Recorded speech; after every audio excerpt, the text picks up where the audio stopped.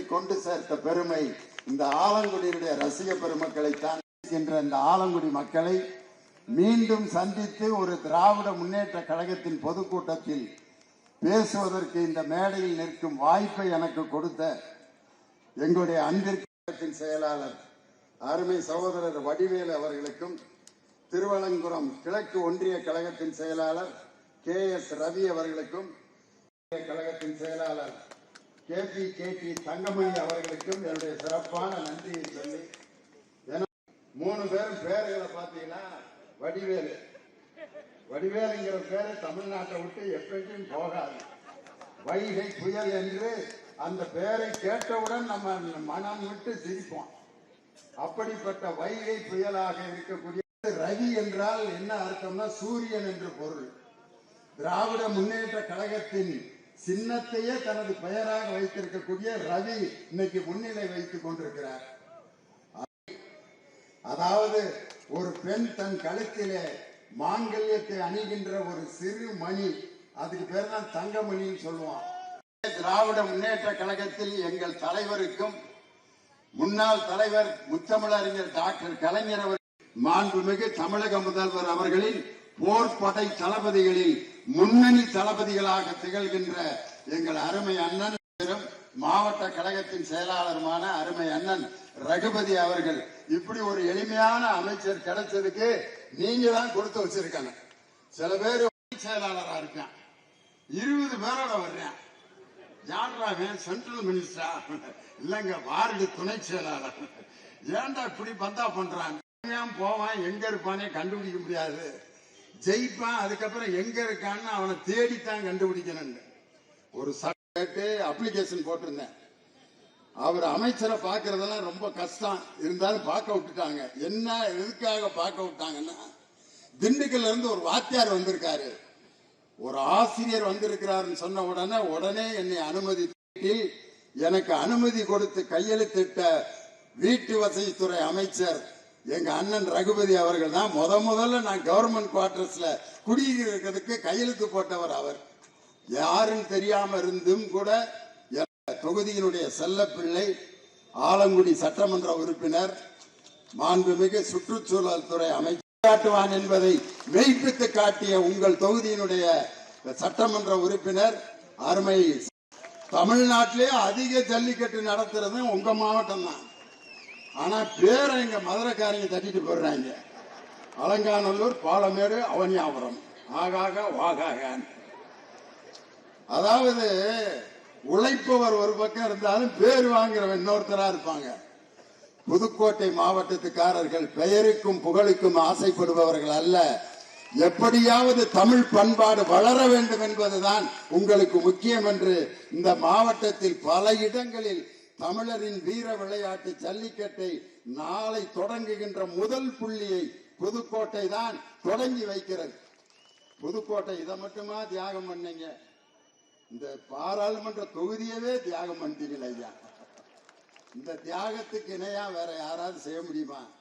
எங்கள் அருமை அண்ணன் மாண்புமிகு ரகுபதி அவர்கள் மத்திய அமைச்சராக தேர்ந்தெடுக்கப்பட்ட தொகுதி இந்த புதுக்கோட்டை பாராளுமன்ற தொகுதி. அதையும் திருச்சிக்காக விட்டு கொடுத்துட்டு அந்த வரலாற்று சிறப்பு மிக்க பாராளுமன்ற தொகுதியை விட்டு கொடுத்து இன்னும் கழகத்தோடு நெருங்கிய தொடர்போடு இருப்பதற்கு காரணம், இந்த புதுக்கோட்டை மக்கள் எதை விட்டு கொடுத்தாலும் கொள்கையை நாங்கள் விட்டுத்தர மாட்டோம் என்பதற்கு எடுத்துக்காட்டு நீங்க தான். இன்னைக்கும் பாருங்க, மாம்பழம்னா எந்த ஊரை சொல்லுவாங்க? சேலம். சேலத்துக்கும் மாம்பழத்துக்கும் சம்பந்தமே இல்லை. நீங்க சேலத்துக்குள்ள ஒரு மாமரம் கூட கிடையாது. மாம்பழத்தை வளர்க்கிறவன் பூரா தருமபுரி மாவட்டமும் கிருஷ்ணகிரி மாவட்டமும் தான். கிருஷ்ணகிரி மாவட்டத்துல தான் மாங்கனி திருவிழா நடக்கும். நீங்க தருமபுரியில இருந்து கிருஷ்ணகிரி போற வழியில தான் ரோடு முழுவதும் மாம்பழ கடையா இருக்கும். சேலத்துல இருந்து தருமபுரி தொடங்கி மேட்டூர்ல இருந்து தருமபுரி போற வரைக்கும் மாம்பழ கடை இருக்கும். சேலத்துல ஒரு மாம்பழம் கிடையாது. ஒரு காலத்துல இது எல்லாம் சேர்ந்து சேலம் மாவட்டமா இருந்துச்சு. அப்ப சொல்லி சேலம் மாம்பழம், சேலங்குண்டு மாம்பழம், சேலங்குண்டு மாம்பழம்னு சம்பந்தமே இல்லாத சேலம் பேர் வாங்கிட்டு இருக்குது. உழைச்சு மாம்பழத்தை உருவாக்குறவன் தருமபுரி கிருஷ்ணகிரிக்காரன். அதே மாதிரி மாவட்டம் முழுவதும் வீர விளையாட்டு ஜல்லிக்கட்டை அதிக அளவில் நடத்தினாலும் பெயரை மதுரைக்கு விட்டு கொடுத்து பண்பாட்டை காத்து கொண்டிருக்கக்கூடிய புதுக்கோட்டை மாவட்டத்தினுடைய எங்கள் கழகத்தினுடைய உடன்பிறப்புகளுக்கு தமிழர் புத்தாண்டு திருநாள் வாழ்த்துக்களையும் என் அருமை தம்பி உதயநிதி ஸ்டாலின் அவர்களுடைய பிறந்த நாள் விழா வாழ்த்துக்களையும் உங்களுக்கு தெரிவிப்பதில் மகிழ்ச்சி அடைகிறேன். இன்னைக்கு பாத்தீங்கன்னா அருமை அண்ணன் மாண்புமிகு சட்டத்துறை அமைச்சர் அவங்க சொன்னது மாதிரி பாரதிய ஜனதாவும் அதிமுகவும் இன்னைக்கு டுபாக்கூர்லயே தான் ஓடிக்கிட்டு இருக்கு. டுபாக்கூர் இது எங்க மதுரை மாவட்டத்து வார்த்தை. டுபாக்கூர்னா பொய்யினுடைய மொத்த வடிவம், அதுக்கு பேர் தான் டுபாக்கூர்.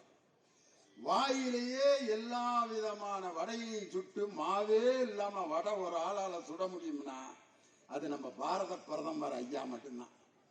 அப்படி பேச்சு பாத்தீங்கன்னா ஆஹா ஆலங்குடியில அரை மணி நேரத்துல தேனி கொட்ட போகுதுரா அப்படிங்கிற மாதிரி இருக்கான்.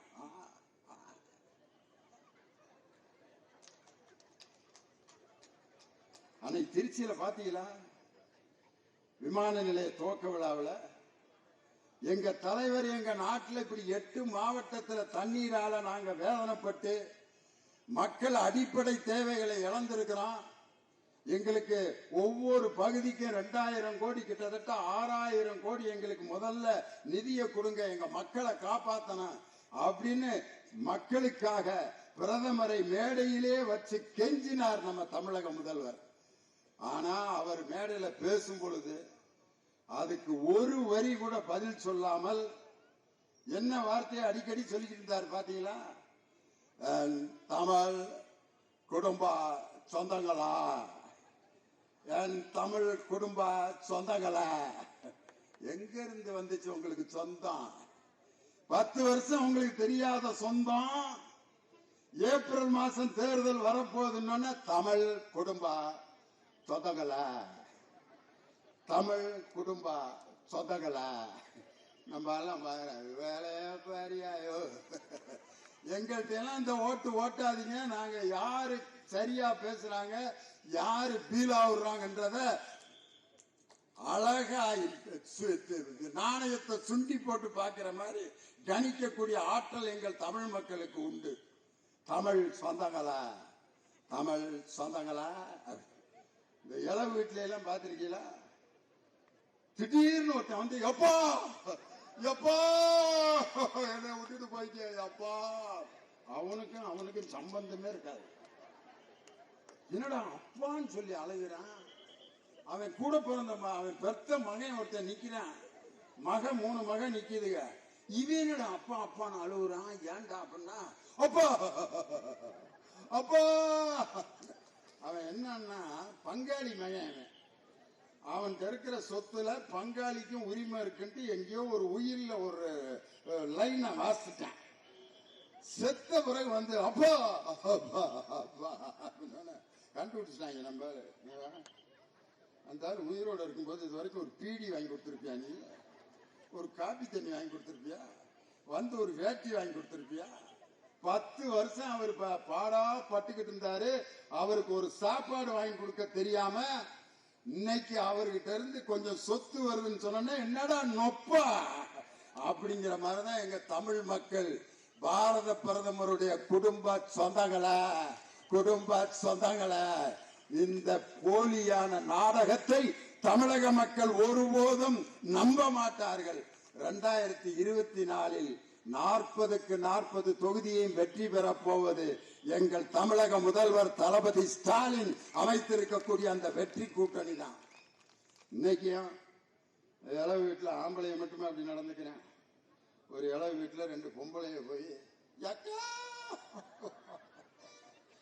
எம்மா நீ யானையில போனாலும் யா பூனையில போனாலும் யா அந்த எதுக்கு தெரியுமா? அடுத்த வரி என்னன்னு சிந்திக்கிறதுக்கு கேப்பு. நீ மந்தையில வேகமாக அரண்மனையில போகையில அப்படிங்கிறதுக்குள்ள அடுத்த வரியை சிந்திச்சிருங்க. இப்படியே ஒப்பாரி வச்சுக்கிட்டு இருந்த பொம்பளைய திடீர்னு பார்த்தா ஒரு அம்மா அப்படி அண்ணாந்து பார்த்துட்டு அந்த பந்தல்ல பாவக்காய் காய்ச்சி தொங்கிட்டு இருக்கு. பாட்டை மாத்திட்டான். பந்தலிலே பாவக்கா, பந்தலிலே பாவக்கா அப்படின்னு ஒரு கிளம்பி. இன்னொரு அம்மா போகையில பார்த்துக்குருவான், போகையில பார்த்துக்குருவான். செத்து கிடக்கிறாரு கிழமை. இது ரெண்டும் பாவக்காயை கொள்ளையடிக்கிறதுக்கு ஐடியா போட்டுக்கிட்டு இருக்கு. வீட்டுக்கார கிளம்பி உள்ள என்ட்ரி ஆயிடுச்சு. ஏண்டி ஒப்பாரி பாட சொன்னா பாவக்காயை கொள்ளையடிக்கிறதுக்கா பிளான போடுறீங்க அப்படின்ட்டு உள்ள போந்து தொட்டைக்குன்னா வெட்டி புடுவேன், தொட்டைக்குன்னா வெட்டி புடுவேன். அடியா விதைக்கில்ல விட்டுருக்கேன், நான் விதைக்கில்ல விட்டுருக்கேன், எடுபட்ட சிரிக்கியலா இளவ மட்டும் பாருக்கடியே அப்படின்னு இருக்கு. இந்த ரெண்டு பொம்பளைய பாவக்காய கொள்ளையடிக்கிறது வேற யாரும் இல்ல, பாஜகவினுடைய அண்ணாமலையும் எடப்பாடி பழனிசாமி தான். இந்த கொள்ளை கூட்டத்தை எப்படியாவது இந்த தமிழகத்திலிருந்து விரட்டணும்னு வீட்டுக்கார கிளவி வந்து தொட்டனா வெட்டிடுவேன், நான் விதைக்கி விட்டுருக்கேன், ஓடி போயிருங்கன்னு துரத்தி விட்டுருக்காங்க. இன்னைக்கு பாருங்க அதிமுகவோட நிலைமை என்ன கவலைக்கிடமாயி போச்சு பாருங்க. என்னுடைய தானை தலைவர் டாக்டர் கலைஞருடைய அவர் பெற்றெடுத்த மகன் என் தளபதி ஸ்டாலின், என் தலைவர் கலைஞருடைய பேரன் உதயநிதி ஸ்டாலின் அவர்கள் வந்து மாண்புமிகு மத்திய நிதித்துறை அமைச்சர் கேட்ட கேள்விக்கு தன் தாத்தாவை போல் பதில் சொன்ன ஒரே தலைவர் நம்முடைய மாண்புமிகு விளையாட்டுத்துறை அமைச்சர். என்ன கேட்டார் அவரு? ஏமா தேசிய பேரிடர் என்று அறிவித்து எங்க மாவட்டத்துக்கு நீங்க நிறைய நிதி கொடுக்க வேண்டாமா அப்படின்னு எங்க தலைவர் கேட்டதுக்கு அதுக்கு இவரு சொல்லியிருக்காரு, ஏமா தேசிய பேரிடர் என்று நாங்கள் அறிவிக்க முடியாது, தமிழகத்திற்கு நிதி கொடுக்க முடியாது, இதற்கு மேல் நாங்கள் தரமாட்டோம், தேசிய பேரிடர் என்று அறிவிக்க மாட்டோம், அறிவிப்பதற்கு சட்டத்திலே இடமில்லை, ஏற்கனவே 10,000 கோடி 10 வருஷத்துக்கு முன்னாடி இருந்து கொடுத்துக்கிட்டு இருக்கோம், ஆகாகா ஓகாகா அப்படின்னு பீலா விட்டாங்க. என் தம்பி சிங்கம் பெற்றெடுத்த சிங்கக்குட்டி போல் கேட்டார், உன்னுடைய அப்ப வீட்டு சொத்தா, இதை ஏன் கொடுக்க முடியாதுன்னு சொல்றதுக்கு நீங்க யார் அப்படின்னு கேட்டார். உடனே அந்த அம்மா என்ன பேச்சு இது, என்ன பேச்சு, அப்பே வீட்டு அப்பே வீடு ஆத்தா வீடு இப்படிலாம் பேசக்கூடாது, அவர் ஆத்தா வீடுன்னு சொன்னார். ஐயா அவரு கேட்டது அப்பே வீட்டு சொத்தா, எங்க நாட்டுக்கு சேர வேண்டியதை நீங்கள் ஏன் தரவில்லைன்னு மரியாதையா தான் கேட்டாரு.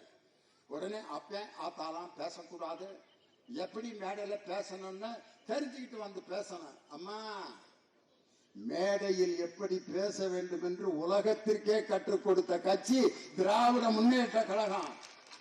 மேடை பேச்சு எப்படி இருக்க வேண்டும் என்ற இலக்கணத்தை வகுத்து கொடுத்தவர் இக்கட்சியை 1949ஆம் ஆண்டு கொட்டும் மலையில் ஆரம்பித்த ராபின்சன் பூங்காவில் ஆரம்பித்த பேரறிஞர் அண்ணாவால் தொடங்கப்பட்ட இயக்கம் திமுக. அந்த திமுகவுக்கு அந்த அம்மா பேச்சு கத்து கொடுக்குதியா எப்படி பேசணும்னு.